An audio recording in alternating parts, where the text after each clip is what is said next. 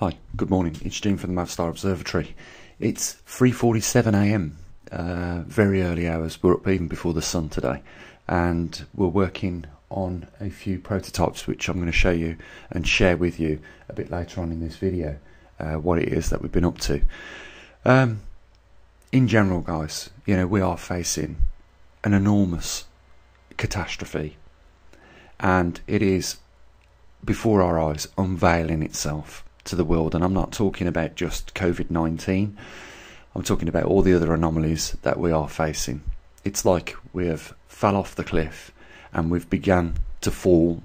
We haven't hit the bottom yet, and if we do not change some of the things in our lives right now and as soon as we can, then the catastrophe is going to unfold. It's going to be bigger than something even H.G. Wells could never envisioned for one of the stories in his books. Guys, the pendulum is swinging further afield than it ever has done, and the pendulum pin which holds it to the rest of the device is giving way, and we can see what's going to happen. It's going to snap, and when that happens, things are going to crumble down around us. One of the things I have always tried to do on this channel with the website and at the observatory is address things with solutions and not just simply talk about them. We can watch 200 other YouTubers on YouTube talk about the matters day in, day out, regurgitating what's going on in the news, causing hype and fear, but not delivering a simple, single solution to the problem. If you are in tuned to what is going on, then you will agree with me. Things with our weather patterns has changed gradually over the last 20 years. Our jet streams, as you may be aware, are moving further south towards the equator, both over the northern and southern hemispheres of our Earth. So the northern hemispheres, polar jet stream and subtropical jet stream, are merging, and they are bringing with it further south towards the equator over the northern hemisphere colder temperatures to those regions, and massive climatic changes as it does that. What am I talking about? Well, if you was here in the UK, you would have seen over the last few days dramatic changes to the climate. And these changes wouldn't have been something that you would have been accustomed to growing up with if you're in your 40s or mid-40s. You'd remember when you was younger, seasons. We don't seem to have them anymore. Over the last few days, we've gone from 24 degrees Celsius down to 1 degree Celsius. And as some of you know, my partner, my wife, is from Lithuania, and she keeps in touch with her family members over there. And if you're familiar with what's been going on in that region of the world, Lithuania, you'll know that they had snow yesterday and today, and my wife can't even remember that ever being the case in May. By all means, we are very much into the summer seasons around these latitudes of the earth.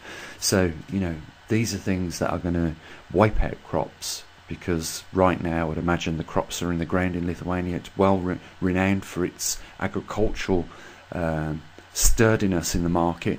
It is an agricultural producer of large quantities of varieties of foods, and if those crops are in the ground and they have snow on them now, you can imagine what will be the consequences of that. But this isn't just something that is related to one of these small European countries. This is something that we are seeing happen on a grand scale across the northern hemisphere and the southern hemisphere, because what is taking place right now over the northern hemisphere with the jet streams, it is also taking place over the southern hemisphere, and in some cases the extremes are even further worsened. So we try to come up with solutions here at this channel. That's what we try and do. And the only way that we've been able to do that is by having some support. And guys, it is dropping off, the support. It's a bit worrying and concerning, because we've never did so much. I do like to think that we provide a service, and solutions to some of these problems, and we're going to address some of the solutions that I think are beneficial to us all right now. With regards to the COVID-19, we're talking about the silver water generators, or the colloidal silver generators, and we've also got 2 products that are being prototyped in order to protect people in social distancing manners. And the reason why, we've taken it upon ourselves to prototype a couple of ideas there, and we're going to share them with everyone. And I'm not really bothered about patenting things and trying to, lock them down for myself so that I can benefit from them. It's about, putting these ideas out there and letting anybody, take off from where I am at the moment and improve it and get it to market. That's the main thing, getting these things to market. And if someone else can do that, then then I'm happy for it to have given the idea or some inspiration for them to do it. At the end of the day, this equipment and these things that we're prototyping right now are needed already. So we'll talk about them, and I'll show you them a bit later on in this video. But really right now, guys, I am just a little tired of listening to people regurgitate all what's going on and not provide solutions. And I'm one that likes a solution. I don't want to listen to people crying over the situation when they simply haven't got the initiative to do something about it. And that's the only way we are going to cushion that fall when we actually do hit that basement, because that's where we're heading.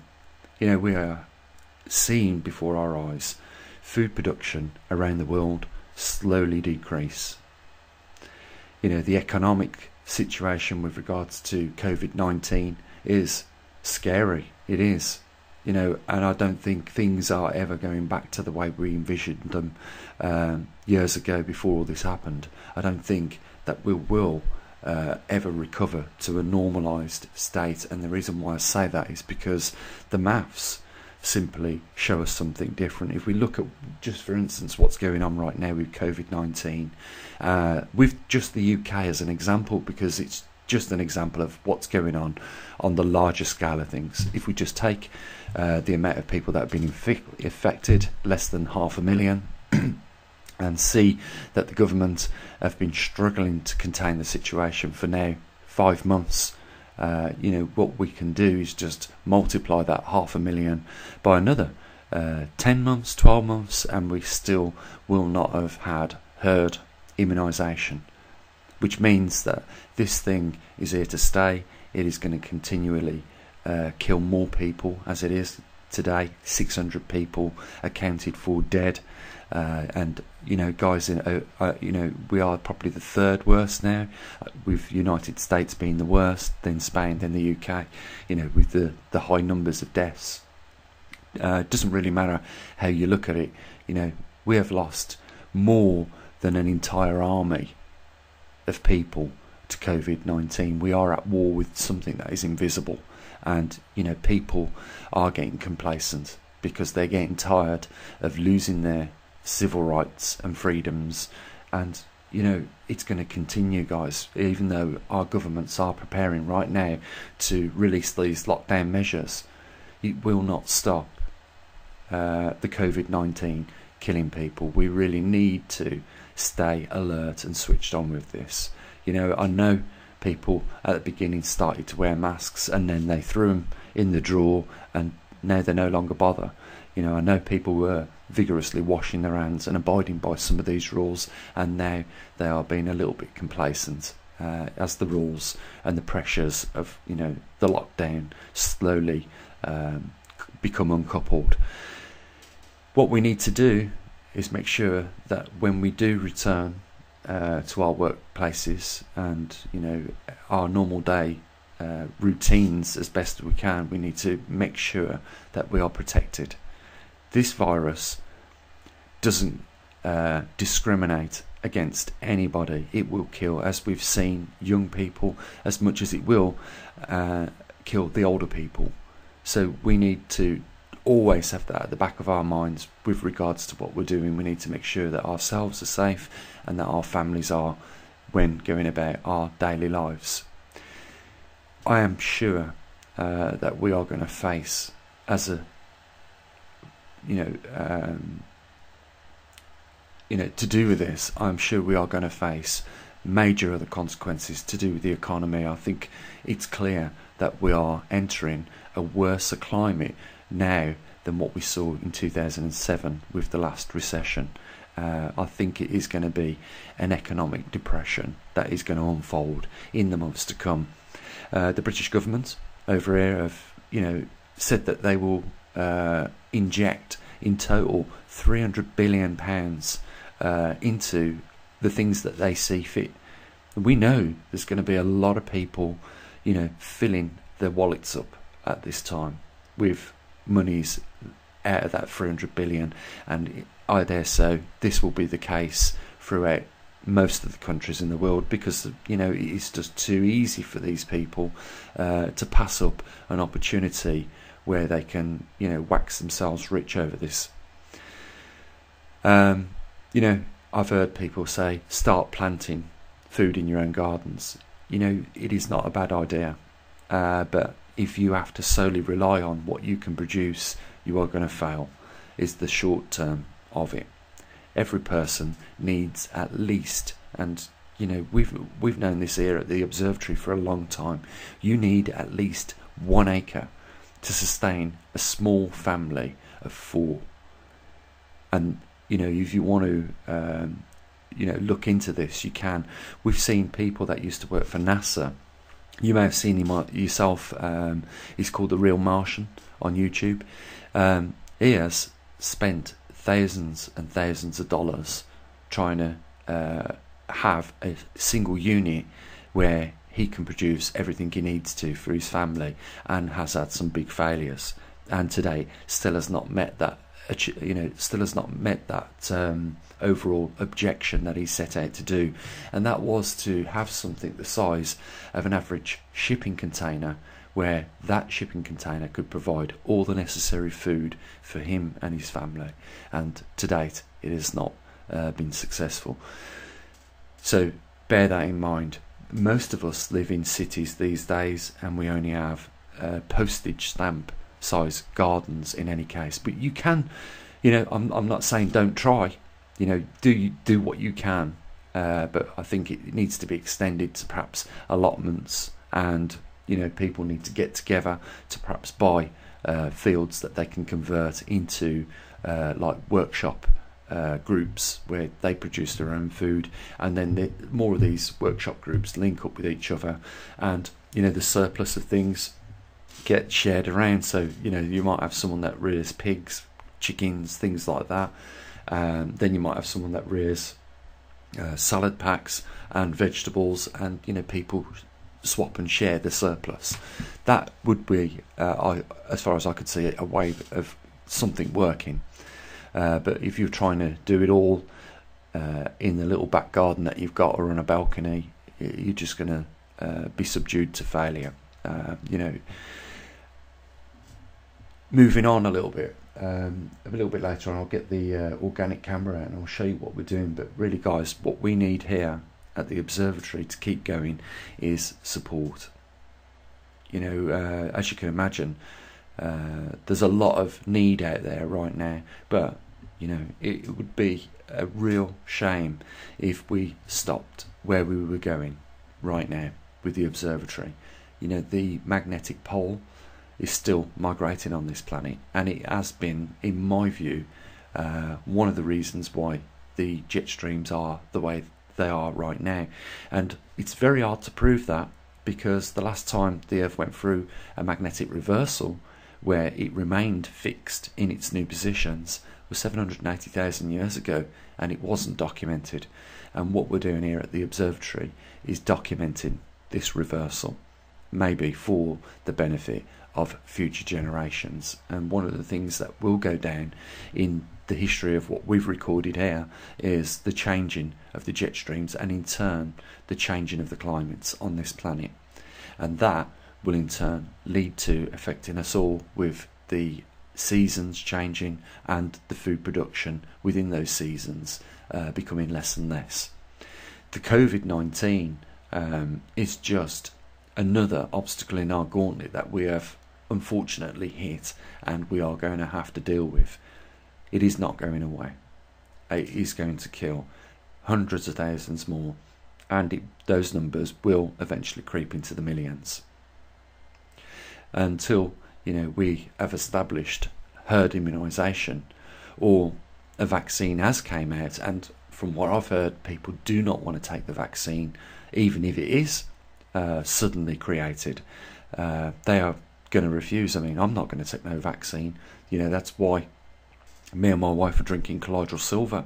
It is the only solution left that possibly could help with regards to this virus, because there is no cures for COVID-19 that 100% protect you.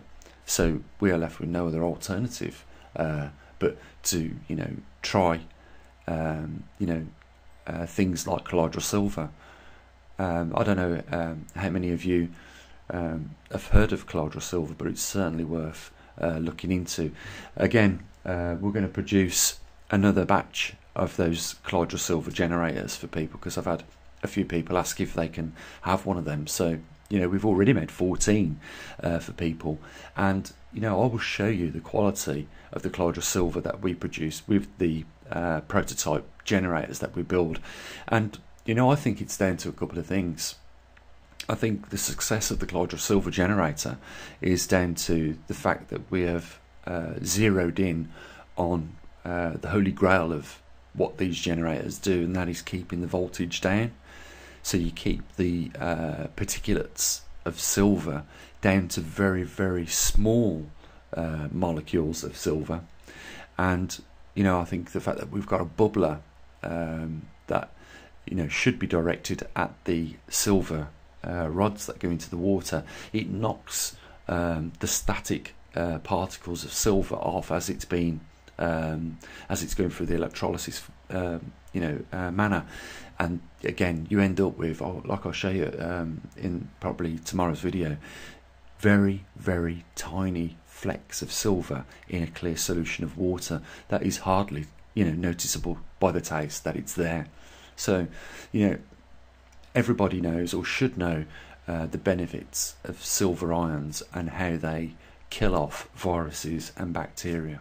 So just for those people that have asked for a generator, we will build another 12 over the next 2 weeks and get them shipped out. And if you want one and you live in the United States, it's £80 plus postage and packaging, which usually is around about £13-14.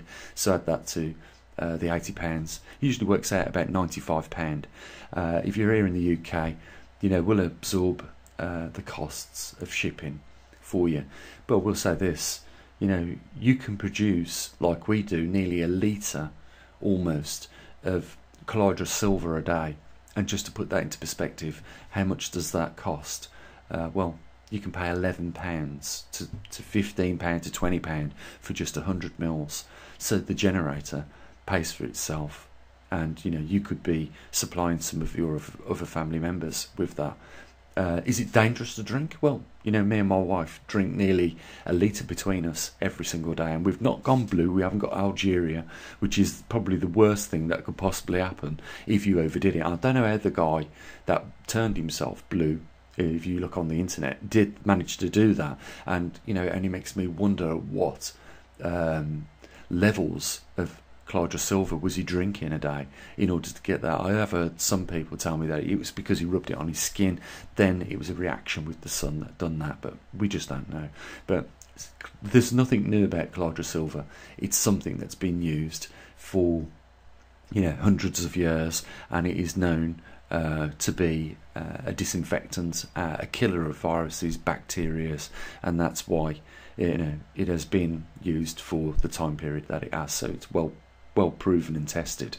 And if you want one of those generators, then just put your money in the PayPal down there, or if you want to just simply support what we're doing, the PayPal link is there, or you can become one of our patrons as well if you want to support the observatory. So I'm going to end the video with just demonstrating what we've been doing with regards to these 2 prototypes, and then we'll leave it at that. So guys, it's it's been a very busy few days here at the observatory, trying to get these prototypes to a position where we're satisfied with them. And I think you'll be, slightly impressed with the progression that we've made today.